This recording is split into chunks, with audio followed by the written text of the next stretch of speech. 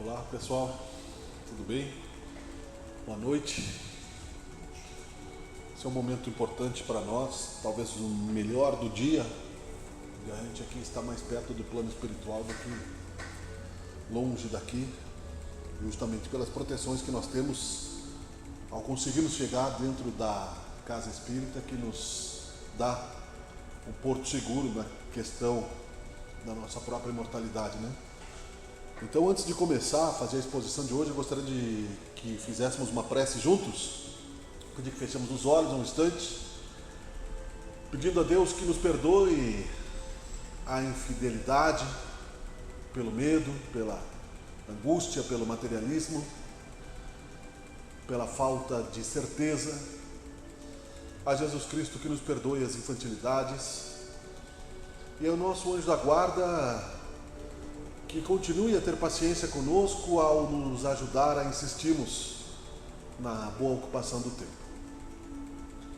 Perdão por não entendermos o teu consolo, Senhor, e caímos no lamento, na impaciência, no orgulho, na cupidez. E que nesses instantes de reflexão espírita cristã possamos juntos andar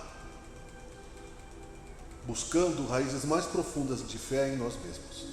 Seja feita a tua vontade, que assim seja.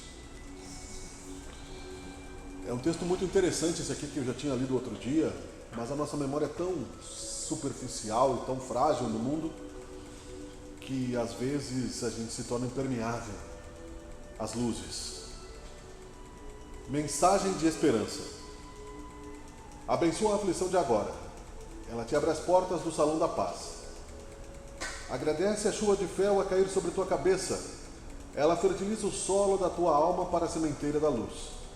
Rejubila-te com o espinho cravado no coração. Ele te adverte dos perigos iminentes de todos os caminhos. Sorri ante os obstáculos que te impedem um avanço. Eles expressam o valor da tua resistência que os vence lentamente, à medida que jornadeias em triunfo. Medita em todas as coisas que causam preocupação e dano e retira da dificuldade a melhor parte, como abençoado adubo para o solo das tuas experiências cristãs. Nenhuma alma jornadeia na terra sem a contribuição da dor. Nenhum espírito avança para a luz sem conduzir dificuldades enleadas nos pés. Nenhum ser ascende para Deus sem a travessia do Pantanal, onde se demoram os homens. Jesus veio para nortear a humanidade, porque esta se encontrava perdida, presa ao matagal das paixões. Todos temos um ontem perdido nos labirintos do crime, a enovelar-nos nas malhas da inquietude que se reflete hoje. Guarda na alma a alegria inefável que se expressará num amanhã ridente e belo que te espera, após o triunfo sobre as vicissitudes. Não te desesperes ante o desespero, não te aflijas junto à aflição, não te inquietes ao lado da inquietude, não te atormentes sob os tormentos. A planta que cresce é atraída pela luz, embora repouse sua sustentação na lama das raízes. A linfa que dessedenta corre aos beijos do sol, embora flua da lama do solo. O alimento que nutre traz lodo no cerne, e o corpo que sustentas é feito de lama. Mas é com esse material que a alma faz o vasilhame para, realizando a obra do bem, sobreviver. Não chores, não sofras. Mantenha elevado o pensamento ao Senhor sem te envergonhares. Alça-te à luz, mesmo que nada representes. Além da ponte há muitas venturas aguardando por ti. Além do abismo há luz esfuziante esperando pelo triunfo. Luta agora, vence logo. Não des tréguas ao mal, mesmo que ele seja partícula íntima a toldar a visão do teu espírito. Combate-o sem lhe dares alimento mental. Todo meio incorreto jamais conduzirá a um fim reto. Afugente a nostalgia, espanca a tristeza, surra a melancolia com as mãos ativas do trabalho edificante. Lutar contra tentações não é somente uma atuação mental, é atividade produtiva na realização do bem. Realiza a tua obra em paz, certo de que estás em Jesus e seguro de que Jesus está contigo. E quando tudo parecer esmagar as tuas aspirações e os fardos do mundo pesarem demais sobre os teus ombros, lembra-te dele, na manjedoura humilde e desdenhada, para renovar a humanidade inteira com a claridade inapagável do seu infinito amor. Evoca-o nas horas de amargura e sorri agradecendo a bênção do sofrimento. Só as almas eleitas são tentadas, só elas têm forças para vencerem a tentação. O Cristo não se deve angustiar, o cristão não se deve angustiar porque o erro lhe bate à força, nem se deve entristecer porque permitiu que o erro tivesse acesso ao coração. Deve alegrar-se quando expulsa o erro de dentro da casa íntima, mantendo júbilo, porque o dominou conservando a integridade do lar, ao invés de ser dominado pelo desequilíbrio que o afrontava. Guarda a certeza, alma devotada ao bem, de que Jesus contigo é a vida radiosa e pura em esperança permanente, como mensagem de Deus, em bom ânimo e alento para a tua redenção. E disposto a não incidir no capítulo negativo que deve ficar esquecido, reúne as forças e avança resoluto, em demanda da mansão da serenidade que te aguarda vitorioso na caminhada do dever. Joana de Ângeles, psicografia de Divaldo Franco. Eu falei um pouco rápido porque o texto é longo, mas assim, bem claro, né? Não precisaria mais se nós conseguíssemos aprofundar tudo isso nos nossos sentimentos diários. Seria tão simples se a palavra fosse suficiente e não fosse exigido de nós o exercício da ação na passagem do tempo. Seria mais simples ainda se tivéssemos já livres de nossos erros de vidas passadas, de emanações de um mundo inferior que nos atinge, e mais do que isso, sendo os trabalhadores da última hora, tendo que enfrentar dentro da vida mediúnica, que hoje todos têm em maior ou menor grau, as ações da sombra que ainda não expurgamos de dentro de nós e que nos levam ao exercício de resistir ou não às tentações do caminho. Mensagem de esperança, como diz a Joana de Ângeles, nos leva a pensar justamente nesta questão toda do equilíbrio que temos que manter todos os dias, até o último segundo da existência, para que nós não voltemos à estaca zero do nosso processo evolutivo. É interessante, né, que as obras se constroem passo a passo.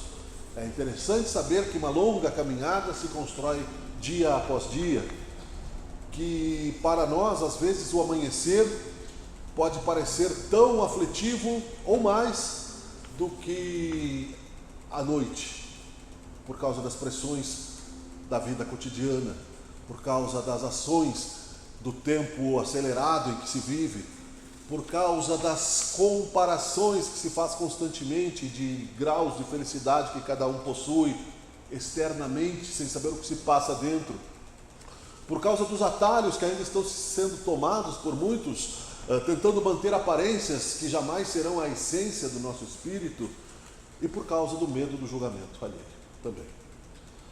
Todas essas questões nos envolvem dentro de um turbilhão de sentimentos que, se não forem colocados no consolo da doutrina espírita, jamais nos trarão paz. Somos ainda, como diz aqui o texto, né, envolvidos pelo labirinto das irradiações criminosas, claramente está escrito aqui, de nossos momentos reencarnatórios de outras existências. Já não estamos mais no primeiro estágio da evolução, já não estamos mais cavando na Terra, mas já estamos com alguns alicerces da compreensão construídos através do tempo, sabendo como funciona, de certa forma, mais positivamente a lei de ação e reação.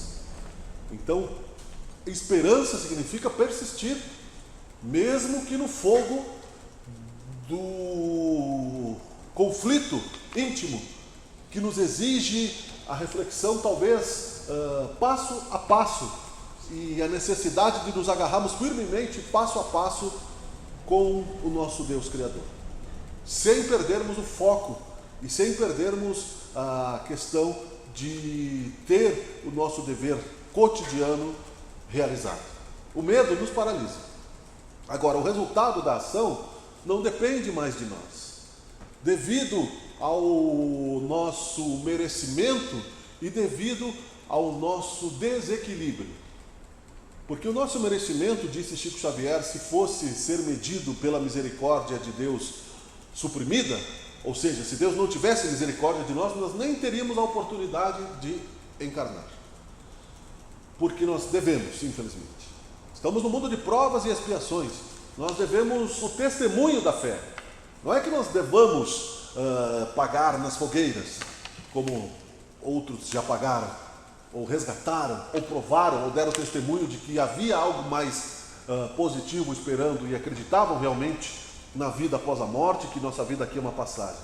O testemunho dos cristãos na arena, diante dos leões, ou nas catacumbas, aonde estavam como nós, conversando facilmente sobre a inspiração e recebiam visitas inesperadas devido à ação de traidores ou de perseguidores romanos que invadiam, né, e matavam e escravizavam, e nem assim muitos se renderam, né, a esta dor e se deixaram levar realmente pela fé. Alguns, né, renegaram o Cristo. Nós viemos renegando vida após vida. Isso é fato. Porque caso contrário, né, nós teríamos misericórdia e nós não teríamos rancor. Nós teríamos caridade, não teríamos ansiedade.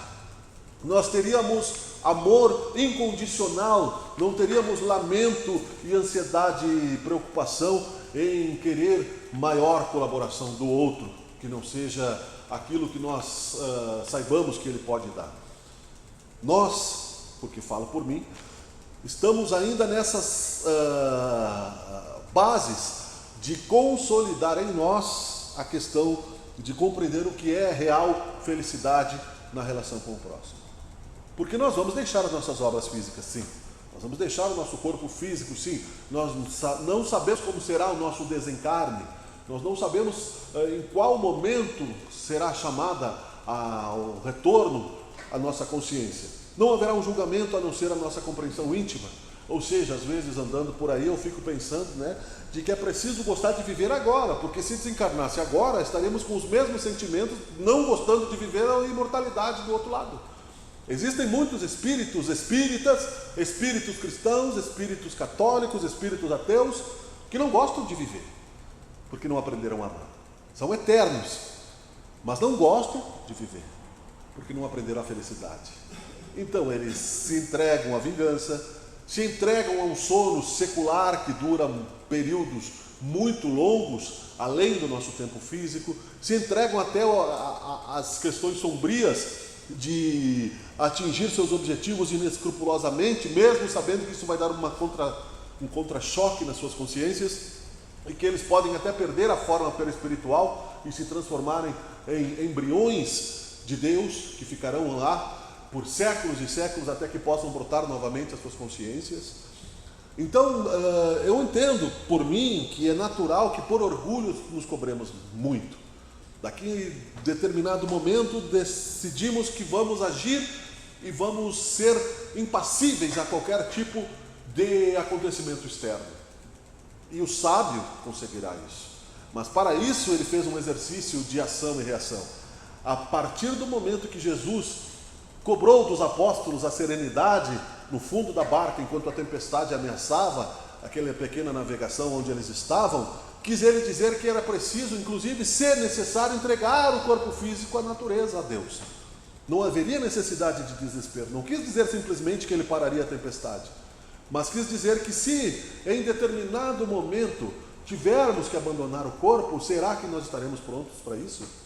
Será que nós estamos realmente dando prioridade para isso, que é amar a Deus sobre todas as coisas e o próximo como a si mesmo, que é toda a lei e os profetas, como disse Jesus Cristo, que disse também que veio para fazer cumprir a lei de Moisés e não para contrariá-la, e que disse que o Espiritismo também transforma a lei mais profunda ainda, ou seja, faz valer ainda o mandamento de amar a Deus sobre todas as coisas e o próximo como a si mesmo. Nós não temos esta certeza de Deus. Nós temos certeza de que existem espíritos por causa de sonhos, por causa que nós existimos, por causa que Jesus é uma figura desenhada, mas ninguém desenhou Deus. Nós sabemos que Jesus Cristo é o nosso irmão, nós sabemos que Deus é a inteligência suprema, mas a face de Deus, nós não conseguimos ainda ter ela como uma percepção mais profunda, nem pelos seus sinais, né? E percebemos que antes mesmo das nossas aflições, Ele já está agindo na nossa direção, porque é nosso Pai, é nosso Criador. Não nos criou para a nossa rebeldia, mas como o espinho na pata do leão, qualquer angústia nos faz rugir, né? Aqui nos diz o texto, né, quantas aflições nos são retiradas devido a possíveis fracassos, entre aspas, considerados por nós, né? Porque de que vale, eu repito, ao homem ganhar o mundo e perder a sua alma, né? De que possibilidade nós temos de atravessar a maré das grandes possibilidades materiais sem jogarmos, né, as nossas consciências no abismo da perversão sexual, como fazem atletas, muitas vezes grandes milionários que logo ganharam na loteria e perderam logo ali, né? E outras questões. Porque se Deus quisesse, era simples Ele nos dar a fortuna do universo, sendo que o universo é infinito. Ele quer que mentalizemos para que tenhamos, como a raiz que sai da terra, raízes profundas, e que tenhamos realmente a consciência de que aquilo que nos é sólido, que nos é dado por direito de propriedade, como a lei de Talião, é justo e respeito ao nosso semelhante, e que nós possamos entender aí também a humildade. Há pouco tempo dizia mesmo que esse é o melhor caminho de tentarmos seguir, não a santidade, mas a humildade. E nós achamos que somos as pessoas mais humildes do mundo, mais generosas e as pessoas mais brilhantes, e achamos que nossas decisões estão todas certas, ou ao mesmo tempo em crise de consciência estão todas erradas. Isso se chama bipolaridade, né? Não conhecemos exatamente com toda a certeza o que nos pertence, o que pertence à influência de outras pessoas sobre as nossas consciências, encarnados ou desencarnados. Não sabemos exatamente o que acontece ao nosso redor com a real leitura dos fatos. Por isso precisamos aprender a não julgar, a tolerar, a entender e perdoar aquilo que for lícito, né? Aquilo que for criminoso dentro da lei civil deve ser denunciado. Aquilo que for da alçada de Deus, a Deus pertence, não nos pertence a consciência do próximo. E assim por diante. Na família, os maiores resgates, com certeza, mas dentro de nós a maior raiz da centelha divina é que se fortalece. E é no convívio conosco mesmos que aprendemos que é necessário também entender a solidão. É necessário também entender que na solidão nós aprendemos a irradiar o exemplo de força que nós podemos ter ou não. Mas é preciso também aprender a compartilhar as nossas angústias sem medo de aparentarmos fraqueza. Porque a fraqueza só paralisa quando você deixa de agir. Se você age, se você está encontrando em alguns obstáculos do caminho, desafios, e você não está negligenciando as ações necessárias para isso, vencendo, claro, as vicissitudes que não são apenas, né, os alteradores de consciência, como álcool, drogas, o cigarro, mas também aquilo que nos leva à cupidez, ao orgulho, né, a necessidade de alimentarmos o nosso ego de maneira absolutamente distorcida, de acharmos que tudo pode nos ameaçar e de acharmos realmente que o universo está abandonado por Deus, porque nós só vemos ao nosso redor desmoronar consciências, sejam elas autoridades, né, sejam elas pessoas da sociedade comum, sejam elas do dia a dia, num conflito onde partidos, religiões e pessoas, ao invés de se ordenarem em sociedade agrupada para o bem, se transformam, né, em competidores. E onde acontece-se ainda de humilhar o derrotado. Como era em Roma, como é nos Estados Unidos, ainda hoje, como é no Japão, que ainda acontece muito suicídio de filhos que frustram os sonhos dos pais e não conseguem a aprovação da sociedade e preferem morrer do que aceitar, né, o menos, porque é aquilo que eles tinham para dar. Por que nós precisamos dar o além daquilo que nós somos preparados para dar, se o nosso cérebro nem está preparado para isso? Nós sofremos antes de reencarnar uma preparação de acordo com aquilo que nós temos possibilidades, né? Nós não podemos simplesmente botar a mochila nas costas e irmos atrás dos nossos sonhos e deixar tudo para trás, porque nós temos uma teia de ligações que se chamam filhos, esposa, família, grupo de clientes de trabalho, pessoas que aparentemente são estranhas, sociedade, nada é por acaso. E se rompermos a barreira do amor pelo egoísmo, é possível que tenhamos que, numa próxima encarnação, retornar e continuar de onde paramos.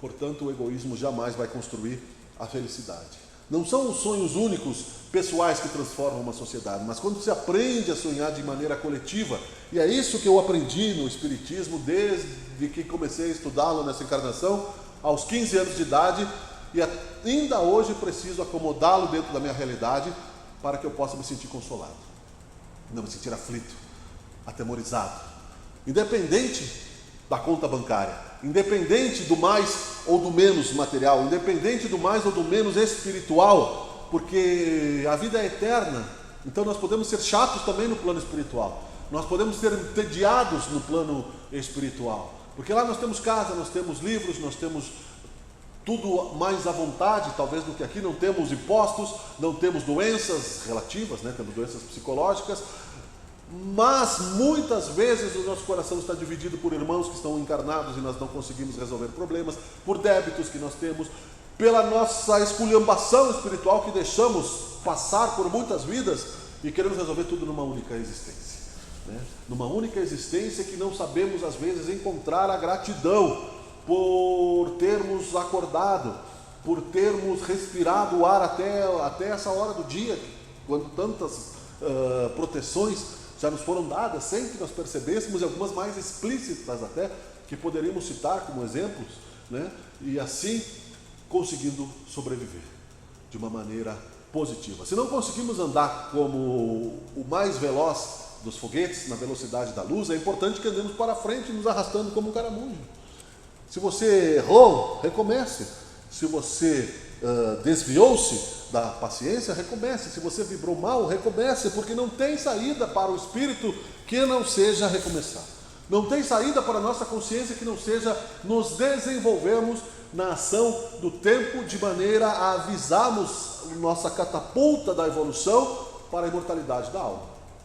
Porque veja que já citamos outras vezes, nada de preconceito com relação a isso, muito pelo contrário, muito bom que se tenha amor pela riqueza, porque a riqueza que gera o progresso e que dá possibilidade da encarnação. Isso disse Jesus na parábola dos talentos. O que ele disse é que a avareza que era o problema e que não valia o homem entregar sua alma de acordo com a riqueza. Portanto, é preciso colocar em graus de prioridade. Mas ao mesmo tempo que nós crescemos e florescemos materialmente, o nosso corpo desce. Interessante, Como Deus é sábio, Que quanto mais riqueza, menos força física nós temos, E aí não conseguimos, às vezes, resolver o que ficou para trás, Elvis Presley é um dos maiores vendedores de disco até hoje, e morreu aos 40 e tantos anos, sem conseguir desfrutar daquilo que até hoje ele criou, Michael Jackson, Steve Jobs, ganharam dinheiro para muitas encarnações, Bill Gates, mas é de Deus, a matéria é de Deus. Porque se Deus quisesse que eles desfrutassem, daria para eles a possibilidade de viverem na matéria mais anos, como Matusalém, 800 anos, mas que terminou.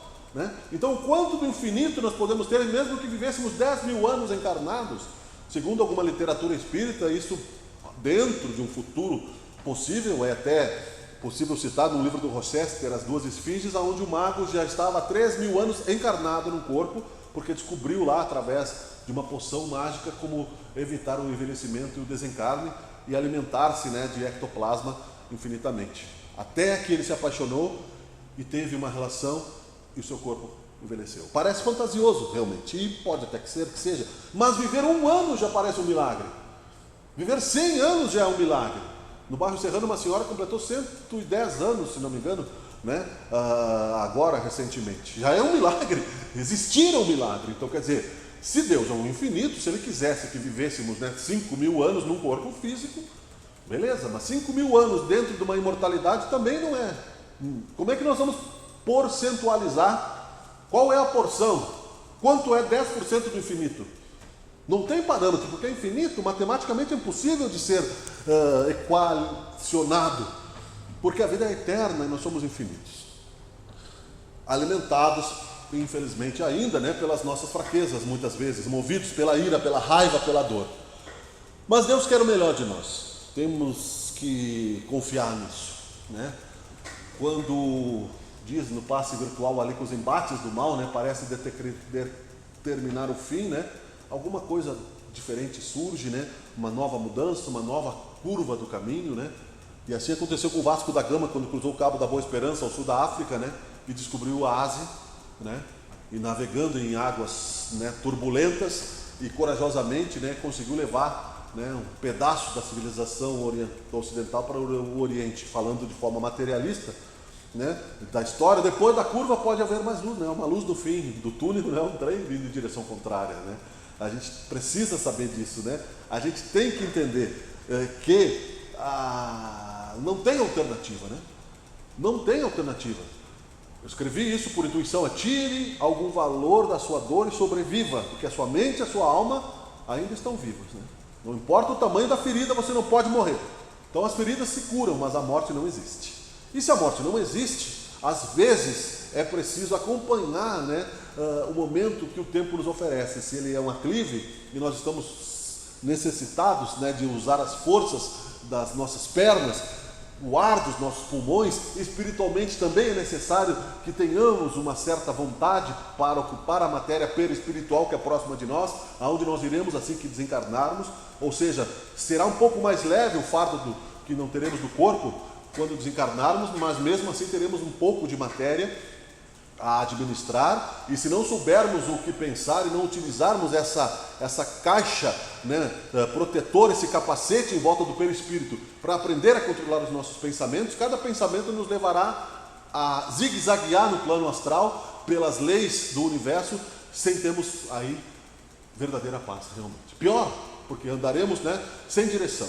Assim como o ansioso, quem sofre desse problema sabe que não conseguimos esperar, porque esperar é muito aflitivo para o hiperativo, porque nós já temos uma dinâmica, uma aceleração atômica que deveríamos estar já em outros momentos da vida energética, mas por causa das nossas realidades errôneas, acabamos nos prendendo, como aquele que repete a série, né, nos planos mais primitivos. Ou seja, nós temos uma aceleração interior, mas temos um exterior lento. Tem um pensamento rápido, sentimento acelerado a ser compartilhado com irmãozinhos que ainda estão se desenvolvendo e precisam da nossa paciência. É muito difícil isso, mas é o castigo, entre aspas, né? O fardo que nos foi dado, né? Como Atlas, que levava o mundo nas costas até o topo, né? Foi condenado pela sua cupidez, e quando chegava lá o mundo rolava até lá embaixo, e no outro dia ele ia lá novamente, né? Carregar o mundo nas costas. Mas Deus não nos dá um fardo mais pesado que nossos ombros. Não é necessário carregarmos o mundo nas costas, é necessário carregarmos as nossas próprias decisões, escolhermos o nosso livre-arbítrio e tentarmos não nos rebelar diante da vontade de Deus. Tentarmos, né, para concluir, agimos na direção não da submissão cega, não da aceitação passiva, mas da fé raciocinada, que se o caminho não se abriu por aqui, e outros caminhos podem estar fechados, muitos caminhos podem estar fechados, não desistirmos, porque o objetivo não é ganharmos o mundo, é elevarmos o espírito. Mesmo que a gente não aplique isso conscientemente, mas é esse o objetivo. O objetivo não é dominarmos. Imagina se nós aqui, em células pequenas, temos essas dificuldades. Imagina os líderes planetários que têm poder na mão, que já ganharam bilhões, que são presidentes, que são grandes inteligências.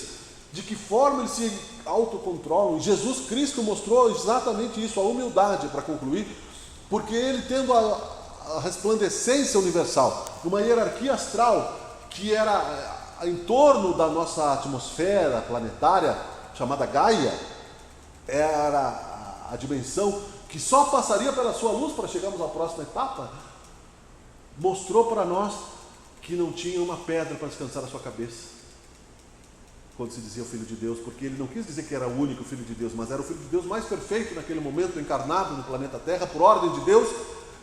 Ironizava isso de uma maneira saudável, de que ele sentia tanto amor e tanta aflição por tantos cegos que dizia deixar os mortos enterrarem os seus mortos há 2000 anos. É pouco, sim, diante da eternidade é pouco, porque a nossa encarnação já passou aí mais de 20, 30, 40, 50 anos e parece que foi num raio.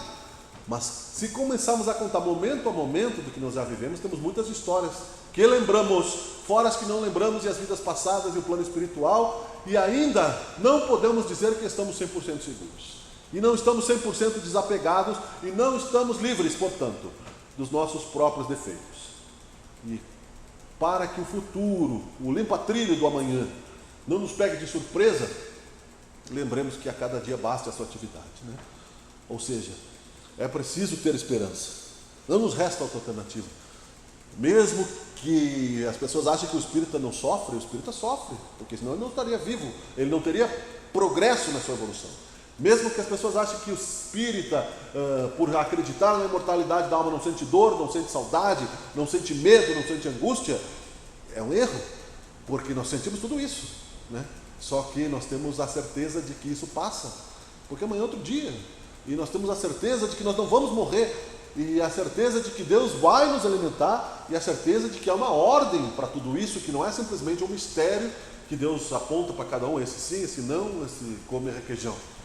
Né? Somos merecedores sim da felicidade, porém, né, não são somente sorrisos. Há o momento da tristeza também, que deve ser retirada com sabedoria as suas lições, se quisermos evoluir. Caso contrário, se quisermos ser crianças, né, também podemos. Porém, o sofrimento aí não passa mesmo, aí vai ficar mais tempo, né? Porque as crianças não sabem fazer às vezes a própria higiene, assim como os incapazes. Nós precisamos pelo menos tentar e acreditar que é possível. Obrigado pela atenção, obrigado pela gentileza de escutar, ao plano espiritual da paciência que nos oferece, e a certeza de que dias melhores virão. Eu agradeço a Deus pela oportunidade, deixar claro que nada de perfeição, mas sempre com a certeza de que dias melhores virão. Peço a Deus que nos proteja, amigos, inimigos, e que nos dê, por amor e por misericórdia, aquilo que ainda não soubemos conquistar por vontade própria, que é a humildade nos nossos corações ingratos e os nossos cérebros entorpecidos pela intelectualidade. Muito obrigado, Deus, Senhor Jesus, que seja feita a tua vontade, que assim seja.